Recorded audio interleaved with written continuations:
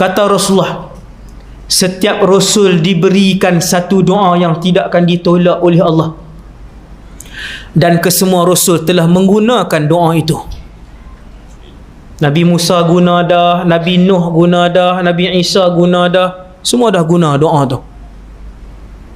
Aku simpan doa itu untuk digunakan di mahsyar, memberikan syafaat kepada umat aku. Rasulullah, ni yang cerita Nabi sayang umat, ni cerita dia. Nabi rindu umat yang dia tak pernah tengok. Dia sebut kat sahabat, dia kata aku rindu dengan ahbab, kekasih-kekasih aku. Sahabat kata, ya Rasulullah, kekasih mana lagi? Ni Abu Bakar, Umar duduk depan. Nabi kata, kalian saudara-saudaraku. No? Kekasih-kekasih aku ialah mereka yang beriman dengan aku tetapi tidak pernah melihat aku dan tidak pernah berjumpa dengan aku. Rindu Nabi, menangis Nabi depan sahabat. Heran sahabat, Abu Bakar duduk situ, Nabi masih merindui kita. Nabi kata, aku tinggalkan doa ini untuk aku gunakan di mahsyar. Waktu tu Nabi guna. Maka Nabi pun sujud di bawah arash. Nabi sujud dengan satu sujud kemuliaan dan keindahan. Sujud itu tidak pernah dilakukan oleh mana-mana Nabi dan Rasul.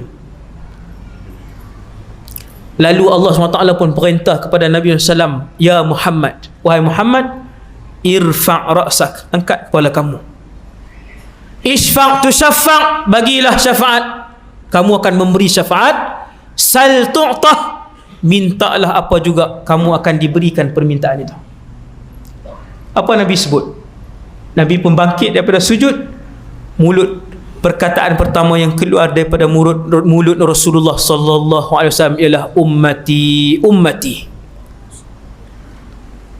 Rasulullah, ummati, ummati, umat aku ya Allah, umat aku ya Allah. Bukan disebut diri dia. Ketika Rasulullah menyebutkan diri mereka nafsi, nafsi, Nabi bangkit daripada tempat yang mulia, sujud. Kataan pertama yang keluar, dan yang kedua yang keluar, Nabi kata, Rabbi ummati, ummati, umat aku ya Allah, umat aku ya Allah. Lalu Allah Subhanahu Wa Taala pun mengarahkan kepada Rasulullah, yang ni manusia yang paling VIP, melebihi para Nabi dan Rasul lain. Tadi ada manusia yang paling celaka, ni manusia yang paling VIP, melebihi Nabi dan Rasul lain. Maksudnya Nabi dan Rasul lain tak dapat keistimewaan tu. Keistimewaan itu hanya diperolehi oleh umat Nabi Muhammad. Apa dia? Bila Nabi bangkit, Nabi sebut ummati, Allah Ta'ala pun sebut, wahai Muhammad, masukkan umat kamu ke dalam syurga, iaitulah mereka-mereka yang masuk syurga tanpa dibuka buku timbangan mereka. Tak timbang lah tuan-tuan. Semua kah? Tak semua. Tak semua, tak semua. Nabi sebut dalam hadis tersebut, hadis sahih tu, Nabi kata 70,000 di kalangan umat aku akan dibangkitkan oleh Allah. Selepas Nabi sujud syafaat tu, Allah Ta'ala arahkan, buat masuk wahai Muhammad, buat masuk syurga mereka ni. Ambil. Tuan-tuan, 70,000 umat Nabi Muhammad, sahabat saja ada 140,000. Sekian, terima kasih. No? Sahabat saja 140,000.